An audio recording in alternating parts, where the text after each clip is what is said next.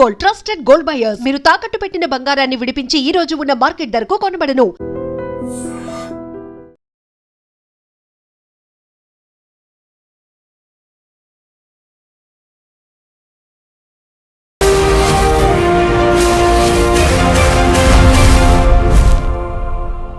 నమస్తే, welcome to iDream social spotlight with Kavitha. Ramanandini Nandu's world case తర్వాత ఇప్పుడు బోల్డ్ అన్ని డౌట్స్ వస్తున్నాయి. యూకేలో అందరికీ పర్మిషన్స్ ఉంటాయా? ఎవరు పడితే వాళ్ళు ఆర్గనైజేషన్స్ని పెట్టుకోవచ్చా? బిజినెస్లను రన్ చేసుకోవచ్చా? పర్మిషన్స్ ఎలా ఇస్తారు?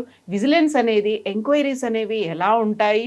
దీంతో పాటుగా ఒకవేళ లుకౌట్ నోటీస్ కనుక వస్తే అక్కడ ఉన్నటువంటి పోలీసులు ఎలా రెస్పాండ్ అవుతారు? అరెస్ట్ చేస్తారా, లేకపోతే ఏం సంబంధం లేదంటగా ఉంటారా? బోల్డని క్వశ్చన్స్ ఉన్నాయి. వీటి గురించి మాట్లాడుకుందాం. మనతో పాటుగా ఉన్నారు హైకోర్టు సీనియర్ అడ్వకేట్ పూజారి నాగేశ్వరరావు గారు. హలో అండి, నమస్తే. సో రమానందిని నందూస్ వరల్డ్, ఆ తర్వాత వాళ్ళ హస్బెండ్, నాకేం సంబంధం లేదు, అంతా హస్బెండ్తోనే ఉన్నాయి, ఆయన కంపెనీలో డబ్బులు పెడితే నాకేంటి అనే మాటలు ఇవన్నీ చూసిన తర్వాత తనకి చాలా కంపెనీలు ఉన్నాయి. నందూస్ వరల్డ్, రమానందిని యూకేలోనే బోల్డ్ అని కంపెనీ ఎస్టాబ్లిష్ చేశారు. అక్కడంతా ఫ్రాడ్ అనేది జరుగుతుంది అనుకున్నప్పుడు ఇక్కడ కంప్లైంట్ వచ్చింది, లుకౌట్ నోటీస్ అనేది ఇచ్చారు. యూజువల్గా అక్కడ ఇన్ని కంపెనీలు, కన్సల్టెన్సీ కంపెనీలు ఎలా ఏర్పాటు చేస్తారు? యూకేలో అంత ఈజీగా ఫ్లెక్సిబుల్గా ఉంటుందా? అంటే జనరల్గా ఏంటంటే యూకేలో కంపెనీ పెట్టాలి అంటే ప్రపంచంలో ఏ నేషనాలిటీ ఉన్న వ్యక్తులైనా సరే యూకేకి ట్రావెల్ చేయకుండానే, యూకేకి వెళ్ళకుండానే వాళ్ళు ఉన్న దేశం నుంచే కంపెనీ పెట్టుకునే వెలుసుబాటు ఉంది. కంపెనీ పెట్టుకోవచ్చు, రన్ చేయొచ్చు, బ్యాంక్ అకౌంట్లు ఓపెన్ చేయొచ్చు, టర్న్ ఓవర్ చూపించవచ్చు, ట్యాక్స్ కట్టచ్చు, అన్నీ చేయొచ్చు. ఇంకా గట్టిగా మాట్లాడితే అదే కంపెనీ మీద మనం వీసా వేసుకొని కూడా వెళ్ళిపోవచ్చు. ఎవరు స్పాన్సర్ చేయాల్సిన అవసరం లేదు. ఆ కంపెనీ నుంచి మనమే స్పాన్సర్షిప్ తెచ్చుకొని ఆ వీసా మీద మనం కూడా వెళ్ళిపోవచ్చు. దాన్నే సెల్ఫ్ స్పాన్సర్షిప్ అంటారు. కాబట్టి యూకేలో కంపెనీ పెట్టడం అనేది మన కంపారిజన్ టు ఇండియాతో పోల్చుకుంటే దగ్గర అక్కడ నీకెంత ఒక £200 మ్యాక్స్. £200 అంటే మీకు ఇండియన్ కరెన్సీలో 25,000. 25,000 వరకు హయ్యెస్ట్ అమౌంట్. అది ఇంకా గట్టిగా మాట్లాడితే 100 £100 అయిపోతుంది. కానీ మ్యాక్స్ £200 పెట్టుకుంటే కంపెనీ పెట్టచ్చు ఎవరైనా. దానికి అక్కడ కంపెనీ పెట్టడం అనేది ఎన్నైనా పెట్టుకోవచ్చు. నువ్వు 1, 2, 3 అట్లా ఏం లేదు. మీకు ఓపుకుంటే 100 కూడా పెట్టుకోవచ్చు. మనకి ఇక్కడ టీ తాగినంత ఈజీ యూకేలో కంపెనీ పెట్టడం అనేది. ఈజీగా లైసెన్స్లు, పర్మిషన్స్ ఈజీగా ఇచ్చేస్తారు. అకార్డింగ్ టు ద లీగల్గా మనకు పేరు సెలెక్ట్ చేసుకోవాలా, పేరు ఓకే అనుకుంటే మిగతా అన్ని ఇచ్చేస్తారు, అన్ని పర్మిషన్స్ ఇచ్చేస్తారు. సో ఫోర్గ్రౌండ్, వాళ్ళ బ్యాక్గ్రౌండ్ ఎలా ఉంది ఇవన్నీ కూడా చెక్ చేస్తారా? ఎంత బ్యాంక్ బ్యాలెన్స్లు ఉన్నాయా? ఏం చెకింగ్ ఏమి ఉండదు. జస్ట్ మనం ఒక అప్లై చేసుకుంటే సరిపోతుంది. అప్లై చేసుకుంటే ఇచ్చేస్తారు. చెకింగ్ కంపెనీ పెట్టడానికి వాళ్ళకు నీ బ్యాక్గ్రౌండ్తో సంబంధం ఏముంటుంది? అక్కడ ఉన్న రూలే అది. అక్కడైనా, యుఎస్లో అయినా, యూరోప్లో అయినా, ఎనీ కంట్రీస్లో నువ్వు జనరల్గా ఇక్కడ ఉండే నువ్వు కంపెనీ పెట్టుకోవచ్చు. దానికి అక్కడ ట్రావెల్ చేసిన అవసరం ఏం లేదు. సస్టైన్ అవుతారా? వీళ్ళకి కెపాసిటీ ఉందా? లేకుంటే క్రిమినల్ బ్యాక్గ్రౌండ్ ఇలాంటివన్నీ బయట సస్టైన్ కాకపోతే ఇప్పుడు ఒక కంపెనీ పెట్టినావు, సస్టైన్ కాకపోతే వాళ్ళు చేయగలిగింది ఏముంటుంది? లాస్ట్ నువ్వే అవుతావు కదా. నీకు ఒక కంపెనీ పెట్టాలంటే అకార్డింగ్ టు ద గవర్నమెంట్ నీకు ఒక కంపెనీ పెట్టాలంటే నువ్వు ఒక ప్లానింగ్ అవన్నీ చేసుకుంటావు కదా. మరి అన్నీ నువ్వు చేసుకున్న తర్వాత లాస్ అయితే ఎవరికి గవర్నమెంట్కి ఏం లాస్ ఉంటుంది? నడిచిందనుకో ట్యాక్స్లు కట్టాల్సిందే, నువ్వు నడవకపోతే అంతే క్లోజ్ అయిపోతుంది. అంతే తప్ప ఇప్పుడు గవర్నమెంట్తో తమే ఉంది. రెండో పాయింట్, వాళ్ళ క్రిమినల్ చరిత్ర అంటున్నావు. పెట్టిన తర్వాత క్రైమ్ చేస్తే ఏం చేస్తావు? పెట్టే ముందు కరెక్టే ఉన్నాడు అనుకుందాం, పెట్టిన తర్వాత క్రైమ్ చేస్తే కంపెనీ నడపడానికి క్రైమ్కి ఏం సంబంధం ఏమి ఉండదు. నువ్వు క్రిమినల్వా కాదా అని వాళ్ళకి సంబంధం ఏం లేదు. కంపెనీ అనేది ఒక ఫైనాన్షియల్ ఆస్పెక్ట్ మీద నువ్వు అక్కడ సర్వీస్ ఇచ్చుకోవడానికి పెట్టుకుంటావు. దానికి గవర్నమెంట్ రూల్స్ అండ్ రెగ్యులేషన్స్ పాటిస్తే సరిపోతుంది. ఇప్పుడు ఈ కేసులో పెట్టిన తర్వాత ఫ్రాడ్ జరిగింది అనేది ఐడెంటిఫై చేశారు, పోలీసులు కేసులు పెట్టారు, లుకౌట్ నోటీస్ అనేది వచ్చింది. ఇప్పుడు అక్కడ వాళ్ళు ఏం మానిటర్ చేస్తారు, ఎలా ఎంక్వైరీ చేస్తారు? ఇప్పుడు పోలీసు వాళ్ళు ఎఫ్ఐఆర్ చేసింది మనకు ఆంధ్రప్రదేశ్లో విజయవాడ దగ్గర ఉన్న ఇబ్రహీంపట్నం దగ్గర ఎఫ్ఐఆర్ చేశారు అనేది మనకు వినిపిస్తున్నది. రెండోది ఏంటంటే దాంట్లోనే లుకౌట్ సర్క్యులర్ ఇష్యూ చేశారనేది కూడా మనకి వినిపిస్తున్నది. ఓకే. మూడోది ఏంటంటే వాళ్ళు ఉండేది ఎక్కడ? యూకేలో. వాళ్ళు యూకే సిటిజన్స్, అదే యూకే సిటిజన్స్ వాళ్ళు. ఓకే. యూకేలో పోయి ఎవరన్నా పోలీస్ స్టేషన్కి వెళ్ళి నువ్వు కంప్లైంట్, నాకు వీసా ఇస్తారని చెప్పేసి నా దగ్గర పైసలు తీసుకున్నారని చెప్పి నువ్వు కంప్లైంట్ ఇస్తే ఫస్ట్ నిన్ను డిపోర్ట్ చేస్తారు. నువ్వు వీసాలు కొనుక్కోవడానికి వచ్చినావు ఈ దేశానికి, జాబులు కొనుక్కోవడానికి వచ్చినావు, ఫస్ట్ నేను డిపోర్ట్ చేసేస్తారు. నిన్ను డిపోర్ట్ చేసిన తర్వాత ఇంకా కంప్లీటెడ్ ఉంటుంది ఆడ. ఇప్పుడు వాళ్ళంటే యూకే సిటిజన్స్, వాళ్ళ డిపోర్ట్ చేయరు కదా, వాళ్ళ కంట్రీ సిటిజన్స్ కాబట్టి డిపోర్ట్ చేయడానికి లేదు, కాబట్టి వాళ్ళ కేసు ఎదుర్కొంటారు. ఒకవేళ నువ్వు ఇక్కడికి వచ్చినా నువ్వు ఇక్కడ చేకొట్లాడుతావు కేసుని. అది కాబట్టి ఇప్పుడు ప్రధానంగా చెప్పేది ఏంటంటే యూకేలో జనరల్గా ఇట్లాంటి ఈ స్కామ్స్ అనేది చాలా జనరల్ ఆడ. ఎందుకంటే ఏంటంటే అక్కడ చాలా వరకు వెళ్ళే స్టూడెంట్స్ అందరూ కాస్ అంటాం మనం దాన్ని, సిఓఎస్ కాస్ అంటే ఏంటంటే సర్టిఫికేట్ ఆఫ్ స్పాన్సర్షిప్ అంటాం.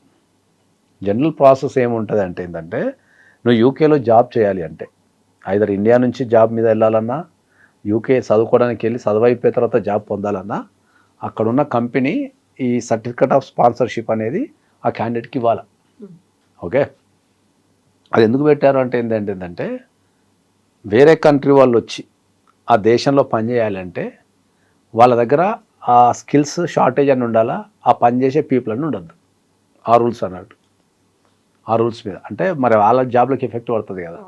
కాబట్టి అక్కడ ఆ పనిచేసే వాళ్ళు లేకపోయినా, ఆ స్కిల్స్తో లేకపోయినా కంపెనీలు తెచ్చుకునే అధికారం యూకేలో పెట్టిన కంపెనీలకు ఉంటుంది. అది జనరల్ రూలు. అక్కడ ఏంది, ఎవరు జాబ్ చేయాలన్నా కూడా మినిమం సంవత్సరానికి 40,000 పౌండ్లు సంపాదించగలిగే శక్తి ఉంటే స్కిల్డ్ వాళ్ళు ఎవ్రీ ఇయర్ ఏం చేస్తారు, యూకే గవర్నమెంట్ ఎవ్రీ ఇయర్ ఈ జాబ్స్ షార్టేజ్ ఉన్నాయి లిస్ట్ వేస్తారు, అసెస్ చేసి రిలీజ్ చేసి ఇంత మినిమం ఇంత సాలరీ ఉంటే మీరు ఆ వ్యక్తిని మీరు ఎక్కడి నుంచైనా తెచ్చుకోవచ్చు అనేది ఒక రూల్ పెడతారు. లోకల్ ఉన్నా మీరు వేరే దేశం వాళ్ళని, లోకల్ ఉన్నా మీరు వీసా అది కాసు ఇవ్వచ్చు, లేదంటే వేరే కంట్రీ నుంచి కూడా తెచ్చుకోవచ్చు అని రూల్స్ పెడతారు. ఆ లిస్ట్ ప్రకారం ఏమేమి జాబ్స్ షార్టేజ్ ఉన్నాయి, వాళ్ళు ఎంత శాలరీ చెప్తున్నారో దాని ప్రకారం అక్కడున్న కంపెనీకి వాళ్ళు రూల్స్ అండ్ రెగ్యులేషన్స్ అన్ని పాటిస్తే వాళ్ళకి ఆ కాసు రిలీజ్ చేసే అధికారం వస్తుంది. ఇప్పుడు నేనున్న యూకేలో ఒక కంపెనీ పెట్టినా అనుకున్నాం, అక్కడున్న రూల్స్ అండ్ రెగ్యులేషన్స్ పాటిస్తే నేను పలానా వ్యక్తిని తెచ్చుకుంటా అంటే నువ్వు ఇంత పే చేయగలిగితే తెచ్చుకో అన్న టైప్లో చెప్తే వాళ్ళు ఇచ్చేస్తారు కాసు వాళ్ళకి. అవన్నీ వెరిఫికేషన్ చేసుకొని కంపెనీ ఉందా లేదా, జెన్యున్ మేనేజర్ని పెట్టుకున్నారా, 2-3 వెరిఫికేషన్ జరుగుతాయి కంపల్సరీ. జరిగిన తర్వాత వాళ్ళు కాసు ఇస్తారు. ఆ కాసు ఇచ్చిన తర్వాత ఆ జీతానికి పనిచేసి మనం ట్యాక్స్ కడితే మన కంపెనీ ఉంటుంది, వాడు ఉంటాడు. మనం జాబ్ ఇచ్చిన తర్వాత మనం గవర్నమెంట్కి లెక్కలు చెప్పకుండా లేకపోతే వీనికి జీతం ఇవ్వకుండా వాడు ట్యాక్స్ కట్టకుండా వాడిని లేపేస్తారు, కంపెనీ లేపేస్తారు. రూల్స్ చాలా స్ట్రిక్ట్ ఉంటాయి. అక్కడ ఆడిటింగ్ అవుతుంది, అక్కడ ఆడిటింగ్ అయితే కంపల్సరీ అవుతుంది. కాకపోతే ఆ మధ్యలో పీరియడ్ ఉంటుంది కదా, దాంట్లోనే వీళ్ళు యూకేలో ఏంటంటే ఇప్పుడు యూకేకి స్టూడెంట్స్ చాలామంది వెళ్తారు. ఓకే, వెళ్ళిన తర్వాత ఏమవుతుంది అంటే ఏంటంటే అక్కడ ఒక 2 years చదువుకుంటారు. ఆ 2 years చదువుకునే క్రమంలో మళ్ళీ పార్ట్ టైం జాబులు చేస్తారు. నిజంగా సీరియస్గా చదువుకోవడానికి పోయే వ్యక్తులు ఉంటేనేమో వాళ్ళు నిజంగా చదువుకుంటారు. చదువు పేరు మీద పోయి ఏమైనా పైసలు సంపాదించుకున్న వాళ్ళేమో వాళ్ళు చదువు పేరు మీద పోయి వాళ్ళు ఈ పని చేసే క్రమంలో నుండి వాళ్ళు స్కిల్స్ అనేది డెవలప్మెంట్ చేసుకోరు. స్కిల్స్ అనేది డెవలప్మెంట్ చేసుకోకుండా ఏం చేస్తారండి, ఆ 2 years చదువు అయిపోయిన తర్వాత వాళ్ళకి PSW ఇస్తారు. ఓకే, చదువు అయిపోయిన తర్వాత ఒక వర్క్ పర్మిట్ ఇస్తారు. ఆ 2 years లోపు వీళ్ళు ఆ సేమ్ చదివిన ఫీల్డ్లోనే వీళ్ళు జాబ్ ఎత్తుకులాడుకోవాలి. వాళ్ళు ఏదైతే చదువుతారో ఆ ఫీల్డ్లోనే జాబ్ ఎత్తుకులాడుకోవాలి. వాళ్ళు ఇప్పుడు ఐటీ చేసి హోటల్ మేనేజ్మెంట్ పోతా అంటే ఇవ్వరు, ఐటీ చేసి అకౌంటెంట్ కింద పోతా అంటే ఇవ్వరు, అర్థమైందా? ఐటీ చేసి నువ్వు సేల్స్ జాబ్ పోతా అంటే ఇవ్వరు. నువ్వు ఐటీ చేస్తే ఐటీలనే, నువ్వు సేల్స్ చేసినావు అనుకో సేల్స్ ఉన్నాయి, సేల్స్ కోర్స్ చేసినావు అనుకో సేల్స్ ఉన్నాయి, హాస్పిటాలిటీ చేసినావు అనుకో హాస్పిటాలిటీనే, మెడిసిన్ చేసినావు అనుకో మెడిసిన్లోనే తప్ప నువ్వు వేరే జాబ్ పోనీకి లేదు దాంట్లో. అంటే నాకు నచ్చిన జాబ్ చేసుకుంటానికి లేదు. కాబట్టి అప్పుడు ఏమవుతుందంటే ఏంటంటే వీళ్ళు ఆ 2 years చదువుకొని స్కిల్స్ పెంపొందించుకునే బదులు వీళ్ళు ఎక్కువ వర్క్ చేసుకోవడం వల్ల వాళ్ళ స్కిల్స్ పెంపొందించుకోలేరు ఎక్కువ. ఇది ఎప్పుడైతే వీళ్ళకి PSW అనేది వస్తుందో ఆ పీరియడ్ అయిపోతే ఇట్లా టెన్షన్ పెరిగి మరి అదే దేశంలో ఉండాలి కదా, ఏం చేయాలని చెప్పేసి మళ్ళీ ఇట్లా ఈ ఫేక్ కంపెనీలు ఏవైతే ఉంటాయో ఈ జాబ్లు ఇచ్చే కంపెనీలు ఉంటాయి కదా, వాళ్ళు ఎంబడి వాళ్ళు వీళ్ళే పడుతుంటారు. వాళ్ళు మోసం చేసి వదిలిపెట్టు, మన స్టూడెంట్సే ఆ కంపెనీలను బట్టి నాకు ఇవ్వండి నేను ఇక్కడ ఉండాలి అంత కొత్త పే చేస్తా అని చెప్పి మాట్లాడతారు. ఆ స్టూడెంట్స్ యొక్క ఉన్న అవసరాన్ని వీళ్ళు ఆసరా చేసుకొని వానికి ఉన్న ఇంట్రెస్ట్ని బట్టి వానికి ఉన్న డబ్బుని బట్టి రేట్ చెప్తుంటారు. మినిమం 10 లక్షల నుంచి 50 లక్షల వరకు ఉంటుంది ఒక జాబ్ ఇవ్వటానికి. అదనంగా మళ్ళీ అది ఫేక్ జాబ్ ఉంటుంది, అంటే పేపర్ మీదనే జాబ్ ఉంటుంది, నిజంగా పని ఉండదు. మళ్ళీ ఏంది వీళ్ళు మళ్ళీ శాలరీ వేసి మళ్ళీ వీళ్ళే ట్యాక్స్ కట్టాలి, ఎవరు స్టూడెంటే ట్యాక్స్ కట్టాలి. నేను ఏమంటా, నువ్వు చదవటానికి పోయినప్పుడు ఒక 50 లక్షలు 30 లక్షలు ఖర్చు అవుతాయి, మళ్ళీ అవి సంపాదించడానికి రోజంతా కష్టపడతావు. మళ్ళీ పిఎస్డబ్ల్యూలో సంపాదిస్తావు, మళ్ళీ ఆ సంపాదించిన మళ్ళీ ఈడ కడతావు, మళ్ళీ ఎవ్రీ మంత్ ట్యాక్స్ కడతావు. అదే ట్యాక్స్ యావరేజ్గా జాబ్ చేసే వ్యక్తులు 1000 నుంచి 1500 పౌండ్లు కడుతుంటారు ట్యాక్స్. ఇండియన్ కరెన్సీలో ₹1,00,000 నుంచి ₹1,50,000 కడుతుంటారు ట్యాక్స్. నువ్వు అంత దూరం పోయి అంత పైసలు పెట్టుకొని చదువుకొని మళ్ళా దేశానికి ట్యాక్సులు కట్టుకుంటా అక్కడే వండుకుంటా నువ్వు సంపాదించిన పైసలను అక్కడే రొటేషన్ చేసుకుంటే నువ్వు ఎప్పుడు సేవింగ్ చేస్తావు? అందులో మధ్యలో మీడియేటర్లు, బ్రోకర్లు, మళ్ళీ ఎవరైనా ఇట్లా మోసం చేస్తే కథం అయిపోయాయి. ఎక్కడ మెయింటైన్ చేస్తావు? ఇప్పుడు ఇక్కడ చూస్తే 10 నుంచి 20 లక్షలు తీసుకున్నారని, అంత ఫ్రాడ్ చేశారు అనేది, మేము మోసపోయాము అని ఇక్కడ దాకా వెళ్ళింది. ఇక్కడ ఎన్ని కంపెనీలు ఉన్నాయి? చాలా ఉన్నాయి అట్లా. ఎందుకంటే ఇప్పుడు ఒకటి మొత్తం ప్రపంచ పటాన్ని కనుక మనం చూస్తే వీసాలు అవసరం ఉన్న దేశాలు మనకి ఏషియా దేశాలే. వీసాలు అవసరం ఉన్న దేశాలు ఏషియా దేశాలే. ఇప్పుడు అమెరికన్ పాస్పోర్ట్ ఉందనుకో వాడు ప్రపంచంలో ఎక్కడైనా తిరగచ్చు వీసా లేకుండా. యూకే పాస్పోర్ట్ ఉందనుకో వాడు కూడా ప్రపంచంలో ఎక్కడైనా తిరగచ్చు వీసా లేకుండా. యూరోప్ పాస్పోర్ట్ ఉందనుకో యూరోప్లో కూడా ఎక్కడైనా తిరగచ్చు. కెనడా పాస్పోర్టు అటు కిందికి వస్తే ఆస్ట్రేలియా, న్యూజిలాండ్, సింగపూర్, మలేషియా, వీళ్ళు మ్యాక్సిమం వీళ్ళకు వీసాలు అవసరం లేదు. వాళ్ళు జనరల్గా టూరిస్ట్ వీసాలు మిన్నట్టు వీసాలు లేకుండా మన ఇక్కడ బస్ ఎక్కిపోయినట్టు పోతుంటారు. ఒకవేళ వాళ్ళకి ఏమైనా వర్క్ పర్మిట్లు కావాలంటే వాళ్ళు స్పెషల్గా అప్లై చేసుకోవాలా. వాళ్ళకంతా అవన్నీ కొద్దిగా వెల్ డెవలప్డ్ దేశాలు కాబట్టి వాళ్ళకి పెద్దగా ఇబ్బంది ఏం ఎదురు కాదు. ఎక్కువ వీసాలు అవసరం ఉన్న దేశాలు మనకు సౌత్ ఏషియానే. ఈ సౌత్ ఏషియాలో ఏంది మనకు ఎక్కువ అవసరం ఉన్న దేశాలు? China, India, Pakistan, Bangladesh, Nepal, Sri Lanka. ఈ మొత్తం ప్రపంచ పటంలో వీసాలు అవసరం దేశాలు ఇవే. అందుకే ఈ ఫారిన్ పోవాలన్నా ఈ వీసాలన్నా ఇక్కడ మనకు క్రేజ్ బాగా. కాబట్టి ఈ వీసాలకు ఏంటంటే ఇప్పుడు ఒక్కొక్క దేశానికి ఒక్కొక్క రూల్ ఉంటుంది. ఇంత ఖర్చు పెట్టి ఆడికి వెళ్ళి చదువుకొని, నేనేమంటా అంటే వెల్ అడ్వాన్స్డ్ కోర్సులు ఏమన్నా ఉంటే బాగా హైలీ స్కిల్డ్ ఉంటే నువ్వు చదువుకోవడానికి వెళ్ళిన ఒక అందం. జనరల్ ఎంబీఏలు, ఎంసీఏలు లేకపోతే జనరల్ స్టడీస్ అన్నీ ఇక్కడ మన ఇండియాలో లేవా? మన ఇండియాని మించిన చదువులు ఏం కాదు అవన్నీ. నువ్వు ఒక 50 లక్షలు పెట్టి ఒక యూకేలో చదువుకోవడం కంటే 50 లక్షలు బ్యాంకులో వేసుకొని నెలకొచ్చి వడ్డీతో తెలవాలని బతకచ్చు. ఆడ పోయి నువ్వు పార్ట్ టైం జాబులు చేసుకొని తినక చలికుండి పిల్లల కుటుంబానికి దూరంగా ఉండి ఇవన్నీ చేయటం కంటే. నందిని హస్బెండ్ మధు ఇద్దరి పేరు మీద ఎన్ని కంపెనీలు ఉన్నాయి? ఎవరెవరు ఓనర్లుగా ఉన్నారు వాటికి? మనకు తెలిసిన సమాచారం ప్రకారం ఇద్దరి మీద ఒక 9 కంపెనీలు ఉన్నాయన్నట్టు. ఇద్దరి మీద అంటే మధుకర్ మీద ఎక్కువ కంపెనీలు ఉన్నాయనేది మనకు ఆన్లైన్లో చూపిస్తుంది మనకు ఎక్కువ. కాబట్టి అది ఇక 9 కంపెనీలు పెట్టి వాళ్ళు నిజంగానే వ్యాపారం చేద్దాం అనుకున్నారా లేకపోతే మరి అది కాకతాళీయంగా జరిగిందా, మధ్యలో వీళ్ళు ఏమైనా స్ట్రక్ అయిపోయారనేది తెలియదు. యూకేలో ఏజెంట్స్ ఎక్కువ ఉంటారు బాగా. ఈ వీసాకు సంబంధించిన ఏజెంట్స్ విపరీతంగా ఉంటారు. That is the problem. ఆడ ఇంకా గట్టిగా చెప్పాలంటే ఈ చేసేటోళ్ళ కంటే ఈ వీసా అవసరం ఉన్న వాళ్ళ కంటే ఎక్కువ ఏజెంట్లే ఉంటారు ఎక్కువ.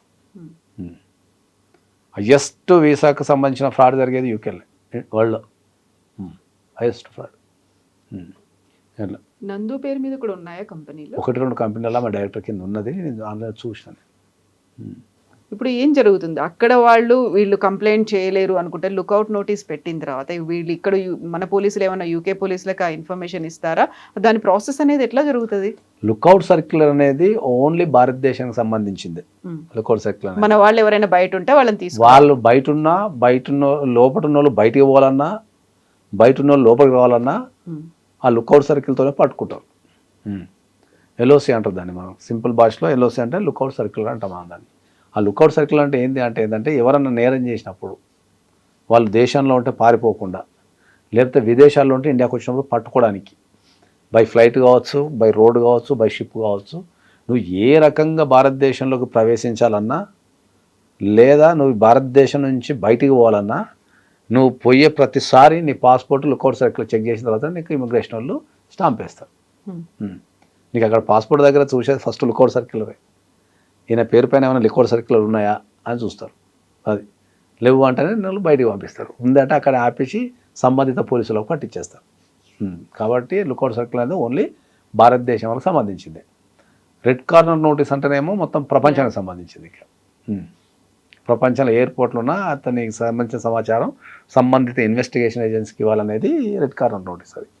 సో అది ఒకటి. అట్లా ఇప్పుడు లుకౌట్ నోటీస్ అనేది ఏ కంట్రీకి సంబంధించిన వ్యక్తి మీదైనా మనం రిలీజ్ చేసుకునే అధికారం మనకు ఉంటుంది. అంటే మన దేశానికి ఎవరన్నా రావాలంటే వాని పేరు మీద లుకౌట్ సర్కిల్ ఉండద్దు అట్లా. కాబట్టి ఇప్పుడు వాళ్ళ పాస్పోర్ట్ దొరికింది అనుకో, ఆ పాస్పోర్ట్ మీద భారతదేశంలో లుకౌట్ సర్కిల్ రిలీజ్ చేస్తారు. అంటే ఈ పాస్పోర్ట్ గల వ్యక్తి ఇండియాలో దిగితే పట్టుకొని మాకు చెప్పండి అనేది లుకౌట్ సర్కిల్. ఈ కేసులో ఏం జరుగుతుంది? ఇద్దరి మీద కేసులు ఉన్నాయి, ఫ్రాడ్ జరిగింది, బోల్డని కంప్లైంట్స్ ఫైల్ అయ్యాయి. భారతదేశం, ఆంధ్రప్రదేశ్ నుంచే కాదు పాకిస్తాన్లో కూడా కేసులు ఉన్నాయి, వీళ్ళ మీద కంప్లైంట్ చేశారు అంటే ఇక పాకిస్తాన్లో ఉందా లేదా అనేది మనకైతే ఐడియా లేదు, కానీ పాకిస్తాన్ వాళ్ళు ఎక్కువ ఉంటారు కాబట్టి వాళ్ళకు కూడా వీసాలు అవసరం కాబట్టి ఆయన ఫ్రాడ్ జరిగిందేమో అనుకోవాలి. అది ఎందుకంటే మనకెంత క్రేజ్ ఉంటుందో పాకిస్తాన్ వాళ్ళకి మనకంటే ఎక్కువ క్రేజ్ ఉంటుంది వాళ్ళకి వీసాల మీద. కాబట్టి అక్కడ ఏమైనా జరిగిందేమో చూడాలి, అది మనకు ఐడియా లేదు. కానీ ఒకటి ఏంటంటే ఇప్పుడు ఎవరైతే పైసలు ఇచ్చిందో వాళ్ళు కంప్లైంట్ ఇచ్చే పరిస్థితి యూకేలో ఉండదు. ఎందుకంటే వాళ్ళ వీసాకి ప్రాబ్లం అవుతుంది. ఎందుకంటే హోమ్ ఆఫీస్లో వాళ్ళు ట్రిగ్గర్ నొక్కేషన్ అంటే వీడు వీసాలు కొనుక్కుంటున్న ట్రిగ్గర్ నొక్కిన అనుకో, ఇక వాడిని స్క్రూటినీ చేస్తారు. కాబట్టి వానికి వీసా ఎక్స్టెన్షన్ కాకపోవచ్చు. అది ఫస్ట్ పాయింట్. రెండోది, మనకు ఇన్వెస్టిగేషన్ ఏజెన్సీ అనేది, మనకు పోలీస్ వ్యవస్థ అనేది మన దగ్గరంత స్పీడ్ ఉండదు. ఆడ అందరు ఏమనుకుంటారంటే ఫారిన్ కంట్రీస్లో చాలా స్పీడ్ ఉంటుంది, ఇండియాలో చాలా స్లో ఉంటుంది అనుకుంటే ఇండియాలో స్పీడ్ ఉంటుంది, ఫారిన్ కంట్రీస్లో స్లో ఉంటుంది. ఎందుకంటే వాళ్ళు ఖచ్చితమైన సమాచారం లేకుండా ఏది చర్యలు తీసుకోరు. మన లెక్క మన దగ్గర ఒకటి కంప్లైంట్ ఇస్తే ఆ కంప్లైంట్ బేస్ మీద ఎంతో కొంత చర్యలు తీసుకుంటారు, అక్కడ అట్లా తీసుకోరు. అక్కడ ఖచ్చితంగా ప్రతిదీ ఎవిడెన్స్తో సహా ప్రూవ్ చేయగలిగితేనే వాళ్ళు ముట్టుకుంటారు తప్ప మన దగ్గర ఉంటేనే సార్ ఆడ పైసలు ఇప్పుడు మోసం చేసిన సరంగా రపకన ఎత్తకరారు, ఆ సిస్టమ్ లేదు ఆడ. కాబట్టి అక్కడ ఇన్వెస్టిగేషన్ అనేది స్లోగా జరుగుతుంది కానీ పర్ఫెక్ట్గా జరుగుతుంది. ఓకే, మన దగ్గర యాక్షన్ స్పీడ్ ఉంటుంది, ఇన్వెస్టిగేషన్ స్లో ఉంటుంది. ఆడ ఉల్టా ఉంటుంది. ఇన్వెస్టిగేషన్ వెరీ స్ట్రాంగ్ ఉంటుంది, యాక్షన్ వెరీ స్లో ఉంటుంది. అది కాబట్టి ఇక వాళ్ళు ఎట్లా బ్రిటిష్ పాస్పోర్ట్ హోల్డర్స్ కాబట్టి వాళ్ళకి పెద్ద, నాకు తెలిసినంత వరకు అయితే పెద్ద ఏమి వాళ్ళ మీద పెద్ద చర్యలు ఏమి తీసుకోకపోవచ్చు. అది ఏందనేది ఒకటి. అందుకని ఏం చేస్తున్నారు అంటే దాన్ని భారతదేశంలో కేసులు పెడుతున్నారు. భారతదేశంలో కేసులు పెడుతున్నారు వాళ్ళ మీద. సో భారతదేశంలో పెడుతున్నారు అంటే మన పోలీసులు అంత స్విఫ్ట్ యాక్షన్స్ ఇవన్నీ తీసుకుంటారా? మళ్ళీ వాళ్ళ పర్మిషన్ తీసుకున్నారు కాబట్టి కదా ఎఫ్ఐఆర్ చేసింది. యూకే పోలీస్ ఎఫ్ఐఆర్ చేసిండు. తర్వాత ఈ యూకే పోలీసులకి ఏం సంబంధం ఉంది? This is a crime between that financial crime between the private parties. అది అంటే అక్కడ యూకేకి క్రైమ్ ఇప్పిస్తాము అని చెప్పి క్రైమ్ అనుకో, క్రైమ్ అయితే కంట్రీ కాంట్రిబ్యూషన్ ఉంటుంది. ఫైనాన్షియల్లో ఇది ఒక ప్రైవేట్ వ్యక్తుల మధ్య జరిగిన ఫైనాన్షియల్ ఫ్రాడ్ కాబట్టి పెద్దగా ఇందులో యూకే పోలీసు వాళ్ళకు ఇండియన్ పోలీసు వాళ్ళకు పెద్ద ఏమి ఉండదు. అది ఇట్లా కాకుండా వాళ్ళ పేరు కాకపోతే వీళ్ళు ఏమన్నా ఇన్వెస్టిగేషన్ ఏజెన్సీ వాళ్ళు ఏమన్నా అక్కడికి రాస్తే ఇమిగ్రేషన్కి రాయొచ్చేమో, వీళ్ళు ఇక్కడ ఇట్లా ఇండియాలో ఇట్లా చేస్తున్నారు, ఫ్రాడ్ చేస్తున్నారు, పైసలు తీసుకున్నారు చేస్తే చేయొచ్చు. అట్లా అదొక ఛాన్స్ ఉంది. ఆ కంట్రీ పేరు మీద జరుగుతుంది కాబట్టి ఇండియాలో వీళ్ళు చేస్తున్నారు అని చెప్పేసి చేస్తే చేయొచ్చు. ఇప్పుడు 9 రకాల కంపెనీలు ఉన్నాయన్నారు. 9 రకాల కంపెనీల్లో అంతా ప్రాపర్ గానే జరుగుతుందా? అన్ని ప్రొసీజర్స్, ప్రోటోకాల్స్ ఉన్నాయి? కొన్ని డిజాల్వ్ అయిపోయి ఉన్నాయి, అంటే కొన్ని ఇన్యాక్టివ్లు ఉన్నాయి, కొన్ని యాక్టివ్లు ఉన్నాయి, కొన్ని ఇట్లా రిటర్న్ సబ్మిట్ చేశారు, కొన్ని ఇట్లా రిటర్న్ సబ్మిట్ చేయలేదు, కొన్ని వెరిఫికేషన్కి ఉన్నాయి, కొన్ని వెరిఫికేషన్ లేవు, రకరకాలు ఉన్నాయి. వాళ్ళు ఏదో ఒక ఉద్దేశంతో కంపెనీ పెట్టుంటారు, తర్వాత అది నడవకపోతే ఆపేసుకొని ఉంటారు, లేకపోతే దాన్ని మనం ఖచ్చితంగా చెప్పలేము దాంట్లో. కాకపోతే ఏంటంటే ఒక వాస్తవాన్ని అయితే ఖచ్చితంగా చెప్పగలిగేది ఏంటంటే యూకేలో రెగ్యులర్ జరిగే విషయమే ఇది. ఇవాళ ఇక్కడతో మనకు చాలా ఫేమస్ అయింది, కానీ నార్త్ ఇండియాలో ఇట్లాంటి రోజు కూడా వస్తాయి. కాబట్టి మనకి ఇవాళ తెలుగు రాష్ట్రాలలో ఏంటంటే మనకు జరిగింది కానీ ఇలా దొరికారు కాబట్టి ఇట్లా నడుస్తుంది, కానీ అది యూకేలో వెరీ కామన్ ప్రాసెస్ అక్కడ. సో యూజువల్గా ఒక తీగలాగితే డొంకంతా కదిలింది, వాళ్ళు చేసినటువంటి తప్పులన్నీ బయటకు వచ్చే, వాళ్ళ ఇంటికి పోలీసులు వెళ్ళారు, అరెస్ట్ చేసి తీసుకొస్తారు, అరెస్ట్ తప్పదు, ఇలాంటివన్నీ న్యూస్లో వినిపిస్తున్నాయి కదా. న్యూస్ మీరే చెప్తున్నారు న్యూస్ అనేది, అది కాదు, నిజం కాదు, న్యూసే కాదా?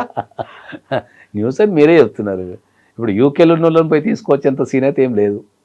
ఇప్పుడు ఒకవేళ తీసుకురావాలంటే విజయ మాల్యానికి మన ఇండియన్ గవర్నమెంట్ తలుచుకుంటే ఎప్పుడో తీసుకురావాలా? అర్థమైందా? ఒక ఇండియన్ గవర్నమెంట్ తలుచుకుంటేనే యూకే నుంచి విజయ మాల్యా కదులుతానంటే ఇక సామాన్య వ్యక్తుల పరిస్థితి ఏముంటుంది? ఇండియన్ గవర్నమెంట్కి అది అంత సీన్ ఉంటుందా? లోకల్ పోలీస్కి అంత సీన్ ఉండదు. అక్కడికి వెళ్ళి తెచ్చేంత వాళ్ళకు స్టామినా, అంత పవర్ అవన్నీ ఉండవు. అది ఫస్ట్ పాయింట్. రెండోది ఎట్లాగో వాళ్ళు ఎట్లా ఇండియన్కి సంబంధించిన ఆర్జినే కాబట్టి, even though they are British passport holders అయినా వాళ్ళు ఇండియా ఆర్జినే కాబట్టి, ఆస్తులన్నీ ఇక్కడ ఉన్నాయి కాబట్టి, చుట్టాలంతా ఇక్కడనే ఉన్నారు కాబట్టి వాళ్ళు ఏదో ఒక రోజు ఇండియాకి రావాల్సిందే. కాబట్టి వాళ్ళే దొరికిపోతారు. కొత్తగా మనం వాళ్ళని తీసుకురావాల్సిన అవసరం ఏం లేదు. ఏదో ఒక రోజు వాళ్ళు ఇండియా రావాలంటే ఆ ఎల్ఓసి క్లియర్ చేసుకునే రావాలి తప్ప వాళ్ళకి వేరే ఆప్షన్ లేదు. ఒకవేళ ఎల్ఓసి కనుకుంటే అది క్లియర్ చేసుకొని రావాలా. ఇప్పుడు ఈ కేసులో కంక్లూడింగ్ నెక్స్ట్ స్టెప్ ఏం జరుగుతుంది అంటే ఏం చెప్తారు మీరు? నాకు తెలిసినంత వరకు అయితే యూకేలో అయితే పెద్ద క్రైమ్ కేసులు అయితే ఏం పెట్టకపోవచ్చు, ఎందుకంటే పెట్టిన వాళ్ళకి లాస్ ఎక్కువ ఉంటుంది కాబట్టి. ఇండియాలో నిజంగా విక్టిమ్స్ ఉంటే ఇండియాలో బలోపేతం చేసి ఇండియాలో దాన్ని ట్రయల్ చేసి ఏమైనా చేయగలిగే శక్తి ఉంటుంది వాళ్ళకి. అట్లా ఇవన్నీ బిలో 7 ఇయర్సే కదా క్రైమ్ ఏదైతే ఉందో, ఈ క్రైమ్ ప్యాటర్న్ అంతా బిలో 7 ఇయర్సే కాబట్టి ఈ అరెస్ట్ ఏమి ఉండదు. ఎల్ఓసిలో అదుపులోకి తీసుకుంటారు అంతే, అరెస్ట్ ఏమి ఉండదు. సో అక్కడ వాళ్ళు ఏమైనా లీగల్ గా సపోర్ట్ తీసుకుంటారు? ఇక్కడ మా మీద కేసులు పెట్టారు, ఎఫ్ఐఆర్ అయింది అనేది అక్కడ వాళ్ళకి ప్రొటెక్షన్ తీసుకుంటారు. ఇప్పుడు ఎవరైనా సరే ఇక్కడ బాధితులైనా సరే లేకపోతే మోసం చేసిన వాళ్ళైనా సరే వాళ్ళకి లీగల్ రైట్స్ ఉంటాయి కాబట్టి వాళ్ళు డెఫినెట్లీ లీగల్ అడ్వకేట్ని పెట్టుకుంటారు. పెట్టుకోకుండా ఎందుకుంటారు? ఒకళ్ళ మీద ఆరోపణలు వచ్చినప్పుడు వాళ్ళని వాళ్ళు ప్రొటెక్షన్ చేసుకోవాలంటే సరే వాళ్ళు తప్పు చేసినా చేయకపోయినా ఇప్పుడు ఏదో ఒక నేరం జరిగినప్పుడు నేరస్తుడు అడ్వకేట్ని పెట్టుకోడా? అట్లనే మోసపోయిన వ్యక్తులు కూడా అడ్వకేట్ని పెట్టుకుంటారు. అట్లా కాబట్టి అడ్వకేట్ని పెట్టుకోవడం అనేది నేరస్తునికైనా మోసపోలకైనా ఎవరికైనా అది లీగల్ రైట్ ఎక్కడైనా, అది ప్రపంచం ఎక్కడైనా కూడా వాళ్ళ తరపున ఒక వాదన వినిపించడానికి వాళ్ళు ఒక విషయాన్ని ఒక చట్ట ప్రకారం చెప్పడానికి అడ్వకేట్ అనేది నెసెసరీ, కంపల్సరీ. సో వాళ్ళని పట్టుకొస్తారా, వాళ్ళని అరెస్ట్ చేస్తారా? ఇక్కడైతే బోల్డ్ కేసులు వస్తున్నాయి, ఇంతమంది బాధితులు బయటపడుతున్నారు అనే దాంట్లో ఏం చెప్తారు మీరు? వాస్తవానికి ఎప్పుడు కూడా ఏంటంటే నేను బిలీవ్ చేసేది ఏంటంటే ఎక్కడైనా కూడా ఏదో ఒక విషయం అయితే ఉంటుంది, నిప్పు లేనిది పొగరాదు అనేది ఒక సామెత ఉంటుంది. ఓకే, ఎంతో కొంత ఏదో దగ్గర మీడియా చేసే హడావుళ్ళు ఎంతో కొంత నిజం ఉంటుంది, కానీ అది ఇంత ఉంటే మీడియా ఇంత చేస్తుంది అంతే. నాకున్న ఎక్స్పీరియన్స్. ఇప్పుడు బాధితులు అన్నారు, మరి ఇప్పుడు నాకైతే 2-3 10 మందో కనిపిస్తున్నారు తప్ప 100 మంది అయితే కనిపిస్తాం లేదు. కాబట్టి మరి చూడాలి. ఇప్పుడు మనం ఎప్పుడైనా కూడా మనం కేసులు ఇన్వాల్వ్మెంట్ లేవు కాబట్టి, మనం ఎప్పుడు కూడా థర్డ్ పార్టీ కాబట్టి మనం కూడా మీడియాలో వచ్చే న్యూస్ని బేస్ చేసుకునే మనం మాట్లాడాలి తప్ప, ఈ విషయం ద్వారా మనం అందరికి చెప్పదలుచుకుంది ఏంటంటే వీసాల కోసము పైసలు పే చేయకండి అని చెప్తున్నాం మనం అంతే. సో ఒకవేళ ఎక్కడికైనా వెళ్ళాలి అనుకుంటే ప్రాపర్గా ఉండేటువంటి ప్రొసీజర్స్ అన్నీ ఫాలో అవ్వాలి. ఆ కంట్రీస్, ఆ డిపార్ట్మెంట్స్ లేకుంటే ఆ గవర్నమెంట్స్ ఏం చెప్తున్నాయో వాటన్నిటిని ప్రాపర్గా లీగల్గా ఫాలో అయ్యి లీగల్గా ఫాలో అయితేనే బెటర్ కదా. మీరు ఇప్పుడు దాంట్లో పోయి ఆ మనీ వేస్ట్ చేసుకొని రకరకాల పద్ధతుల ద్వారా మీ ఏజ్, టైము, ఆశలు ఇవన్నీ మీకు ఎంత అదైపోతుంది. ఇండియాలో కూడా నేను అందరికి చెప్పగలిగేది ఏంటంటే ఇండియాలో కూడా చాలా ఆపర్చునిటీస్ ఉన్నాయి. ఓకే, ఇండియాలో ఉన్న ఆపర్చునిటీస్ నాకు తెలిసినంతవరకు ఏ దేశం లేవు. మనం మనసు పెట్టగలగాల. ఇప్పుడు మనకు ఇండియాలో ఒక ప్రాబ్లం ఏంటంటే మనం చిన్నప్పటి నుంచి పిల్లలకు విలువలు నేర్పడము, వాళ్ళకి ఆలోచించే విధానం నేర్పడం చెయ్యం. ఏం చేస్తాం, ప్రతిదానికి మనము బ్యాక్ అండ్ రూట్లో బొమ్మని చెప్తుంటాం. అర్థమైందా? ఇప్పుడు మనం ఒక డ్రైవింగ్ లైసెన్స్ అప్లై చేయాలి ఇండియాలో. ఎంతమంది స్వతహాగా అప్లై చేసుకుంటారు డ్రైవింగ్ లైసెన్స్ చెప్పండి? ఏజెంటు. ఓ పాస్పోర్ట్ అప్లై చేయాలా, ఎంతమంది అప్లై చేసుకుంటారు? ఏజెంటు. ఎక్కడన్నా ఒక అప్లికేషన్ వేయాలంటే నాకు తెలిసి 50% ఎబో ఏజెంట్లని ఆశ్రయించి పని చేసుకునేటోళ్ళే ఉంటారు. మనం నేర్పగలగాల దాన్ని. ఏమని అంటే అది మనం నింపుకోవాలా, చేసుకోవాలా, నేర్పుకుంటే వాళ్ళకి అర్థమవుతుంది. ఇప్పుడు ఇంతమంది, ఇప్పుడు నేను చెప్తానండి, చాలామందికి వీసాల మీద అవగాహన లేక సార్ ఇండియాలో జాబులు లేవనో లేకపోతే కొంతకాలం పోయొద్దామనో, ఒక కంట్రీని ఎక్స్ప్లోర్ చేసినట్టుంటుందనో, చూసినట్టుంటుందనో పోయేద్దామని రకరకాల కారణాల వల్ల వీళ్ళు ఫారిన్ పోతుంటారు. ఫారిన్ పోయే వ్యక్తులకు సరైన వీసా ఏంది, ఏ దేశానికి వెళ్ళాలా, ఎంత ఖర్చు వస్తుంది, ఎంత టైం వేస్ట్ అవుతుంది, దాని ఎండ్ రిజల్ట్ ఏముంటుంది అనేది అవగాహన ఉండాలి. ఇప్పుడు యూకేనే తీసుకుందాం. యూకేలో వీళ్ళందరూ స్టూడెంట్ వీసా మీద పోతారు. దానికి ఫీజులు కట్టాలి, కంపల్సరీ ఫీజులు కట్టాల్సిందే. ఓకే, ఒకటి అయిపోయింది. తర్వాత ఏం చేస్తారు, 2 సంవత్సరాలు పిఎస్డబ్ల్యూ చేసి తర్వాత జాబ్ ఎత్తుకులాడుకోవాలి. మనం ఇండియా నుంచే జాబ్ ఎత్తుకులాడుకొని వెళ్ళిపోవచ్చు. ఇండియా నుంచి నువ్వే యూకేలో కంపెనీ పెట్టుకొని నీ కంపెనీ నుంచి నువ్వే కాస్ట్ రిలీజ్ చేసుకొని దాని మీద నువ్వే ఇంటర్వ్యూకి వెళ్ళచ్చు. కాకపోతే ఒక 6 months to 8 months టైం పడుతుంది. నీకు చాలా విషయ పరిజ్ఞానం, చాలా స్కిల్స్ ఉంటే నీ కంపెనీ మీద నువ్వే వీసా తీసుకొని పోతావు. నీకు ఎవరు థర్డ్ పార్టీ అవసరం లేదు. నువ్వు ఇంత చదువుకొని 2 సంవత్సరాలు ఉండి 2 సంవత్సరాలు చదువుకొని లక్షల ఫీజులు కట్టి మళ్ళీ దాని తర్వాత నువ్వు పిహెచ్డబ్ల్యూలో 2 సంవత్సరాలు పనిచేసి మళ్ళీ 5వ సంవత్సరానికి నువ్వు వర్క్ పర్మిట్ ఇవ్వాల్సిన అవసరం లేదు. నీ దగ్గర స్కిల్ నుండి చదువుకునే శక్తి ఉంటే, ఓకే, నీకు మంచి ఒక బిజినెస్ చేయగలిగే శక్తి ఉంటే నువ్వే ఒక కంపెనీ ఇక్కడ నుంచే పెట్టుకొని అదే కంపెనీ నుంచి నువ్వు కాస్ట్ తీసుకొని నువ్వే పోయి ఆడపోయి జాబ్ చేసుకోవచ్చు. మనం ఇక్కడ ఉండి కూడా తీసుకోవచ్చు లైసెన్స్. అది ఎంతమంది తెలుసు? అదంతా కలిసి మొత్తం నాకు తెలిస్తే ఒక 5 లక్షల్లో అయిపోతుంది, మ్యాక్సిమం 6 లక్షలు అయిపోతుంది. కాకపోతే ఒక 6 నుంచి 8 నెలలు కష్టపడాలి దాని గురించి. ఓ మంచి మెంటర్ని పెట్టుకొని కొద్దిగా చేస్తే ఈజీ అవుతుంది. అది ఎంతమంది తెలుసు? అప్పుడు లాత్వియా కంట్రీ ఉంది, తెలంగాణ అంతా ఉంటుంది, దాని జనాభా 18 లక్షలు, యూరోప్లో ఉంటుంది, షెంజన్ కంట్రీ. ఆడ నీకు 5 లక్షలు పెడితే నీకు వర్క్ పర్మిట్ వస్తుంది. నువ్వే కంపెనీ పెట్టుకొని నీ కంపెనీ నువ్వే వర్క్ పర్మిట్ తెచ్చుకొని ఆ దేశానికి పోతే 18 లక్షలు. మన హైదరాబాద్లో ఒక కాలనీలో అంత జనం ఉంటుంది దాంట్లో, అంతే మొత్తం దేశంలో. ఒక 5 లక్షలు పెట్టుకొని నువ్వే కంపెనీ పెట్టి ఆ కంపెనీ మీద నువ్వే వెళ్ళిపోయి అలా పిఆర్ ఇస్తారు, 2 సంవత్సరాలు పిఆర్ ఇస్తారు, డైరెక్ట్ పర్మనెంట్ రెసిడెన్స్ ఇస్తారు. మళ్ళీ 2 సంవత్సరాలు పర్మనెంట్ రెసిడెన్స్ 2-3 సంవత్సరాలు అక్కడనే ఉంటే నీకు డైరెక్ట్ పాస్పోర్ట్ ఇస్తారు. ఈ పైసలన్నీ పెట్టుకొని పోయే బదులు నువ్వు డైరెక్ట్ ఇప్పుడు యుఎస్ ఉందనుకో, యుఎస్కి డైరెక్ట్ గ్రీన్ కార్డు మీద వెళ్ళచ్చు, డైరెక్ట్ ఇండియా వచ్చి గ్రీన్ కార్డు మీద వెళ్ళచ్చు. O1 వీసా అని ఉంటుంది. నీకు స్కిల్డ్ ఉంటే నువ్వు 90 డేస్లో గ్రీన్ కార్డు తీసుకుని డైరెక్ట్ యూఎస్ పోయి కూర్చోవచ్చు. నువ్వు చదువుకునే ఇలా స్కిల్ రూపొందించుకొని O1 వీసా మీద పోయి డైరెక్ట్ గ్రీన్ కార్డు తీసుకొని దర్జాగా పోయి నీకు నచ్చిన పని చేసుకుంటావా, లేకపోతే F1 మీద పోయి పైసలు కట్టి ఆ స్టెమ్ ఓటీపీ అని ఆ ఓటీపీ అని H1Bకి మరి లక్షలు కట్టి ఒక 5-6 సంవత్సరాలు వెయిట్ చేసుకుంటావా? మీరు కరెక్ట్ ఇంటర్మీడియట్ అయిపోయిన తర్వాత ఒక 4 సంవత్సరాలు మీ కెరీర్ మీద దృష్టి పెడితే డైరెక్ట్ యూఎస్కి గ్రీన్ కార్డు మీద డైరెక్ట్ వెళ్ళిపోవచ్చు. O1 వీసా గ్రీన్ కార్డు ఎన్ని రోజులు ఇస్తారు తెలుసా? 90 డేస్లు ఇస్తారు,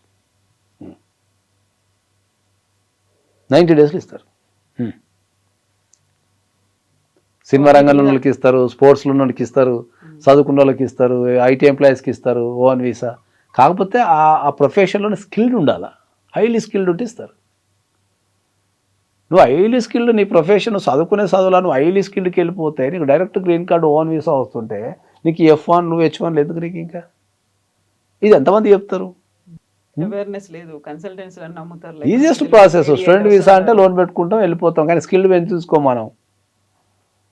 నువ్వు డిగ్రీ చదివే టైంలో నా స్కిల్ తీసుకుంటే O1 మీద వెళ్ళిపోతావు కదా, డైరెక్ట్ గ్రీన్ కార్డు మీద వెళ్ళిపోతావు. 90 డేస్లో నీ గ్రీన్ కార్డు ప్రాసెస్ అవుతుంది. అది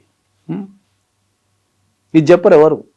అట్లా చాలా వీసాలు ఉన్నాయి అమెరికాకి, డైరెక్ట్ గ్రీన్ కార్డు మీద పోయి పని చేసుకోవడానికి చాలా వీసాలు ఉన్నాయి తక్కువ ఖర్చుతోనే. కానీ వీళ్ళు ఏంది, ఇది రెగ్యులర్గా అందరిగా మన వాళ్ళంతా ఇది పడ్డారు కమాన్ వీళ్ళు పోతున్నారు ఆల్బైన్లో F1 మీద మనం కూడా పోదాం కదా. చెప్పే తల్లిదండ్రులకు ఐడియా ఉండదు, వీళ్ళ పిల్లలు వీళ్ళకి ఐడియా ఉండదు. నీ ముఖ్యకర్ర అంటే ఇదంతా తిరిగి ఇట్లా చెప్తుంటారు. ఇదంతా యూకేలో నీకు సెల్ఫ్ స్పాన్సర్షిప్ ఉంది. అట్లా ప్రతి కంట్రీకి ఒక స్పెషల్ వీసా ఉంది నువ్వు పోయి పని చేసుకోవడానికి. ఈడ చదువుకొని పోయి ఆడ పని చేసుకోవాలా అంటే ఈడ చదివింది కాక మళ్ళీ పోయి ఆడబజాది మళ్ళీ ఆ డిగ్రీ తెస్తే ఇండియాలో ఎవడు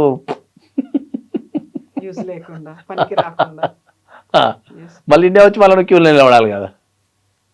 నువ్వు ఫారిన్ వెళ్ళలేదు ఎందుకు? స్కిల్డ్ పెంపొందించుకోవడానికి కదా. నువ్వేం స్కిల్డ్ పెంపొందించుకుంటున్నావు అంత దూరం పోయి? ఎవరైనా సరే మీరు యుక్త వయసులో ఉన్నప్పుడు స్కిల్డ్ పెంపొందించుకుంటే ఇండియాలో సచిన అవకాశాలు ఉన్నాయి. ఇంకా దానికి మించి ఇంకేదన్నా లేటెస్ట్ టెక్నాలజీ లేకపోతే ఇంకేదైనా నేర్చుకోవాలనుకుంటే అప్పుడు పోయినా చెప్పుకోవడానికి అందంగా ఉంటుంది.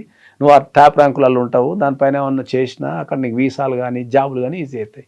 జనరల్గా చదువుకోవడానికి అమెరికాలు, ఆఫ్రికాలు లేకపోతే యూకేలో అవసరం లేదు. ఇండియాలో సచ్చినంత చదువు ఉంది. ప్రపంచంలో పనిచేసే కంపెనీలు టాప్ మోస్ట్ కంపెనీలలో అందరు ఇండియాకు సంబంధించిన IIT వాళ్ళు NIT వాళ్ళే ఉన్నారు. మరి IITలో NITలో నువ్వు చదువుకుంటే అయిపోతుంది కదా, అలా కూడా నాకు డబ్బు ఖర్చు పెట్టి ఆ తర్వాత మళ్ళీ అష్ట కష్టాలు ఎందుకు పడుతుండాలి? కావాల్సింది అవగాహన లేకపోయేసరికి ఇట్లాంటి అన్నీ వస్తున్నాయి కష్టాలు. Thank you so much.